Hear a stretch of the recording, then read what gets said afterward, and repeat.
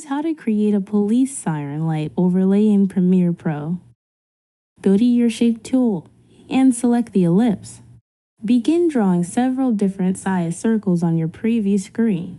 Now click an area of your timeline to deselect that graphic. Then create another group of circles on your screen similar to the first one. Highlight the first shape layer and go to Properties. While holding Shift, click to highlight all the shapes in that group. Then change the fill color to blue. Now highlight the second shape layer and do the same thing, except this time after selecting all the graphics you will choose red as the fill color.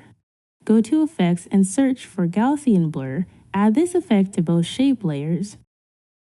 Under Effect Controls for each layer, change the blurriness to somewhere between 600 and 800. To make our lights flash, go to Effects and search for Strobe Light.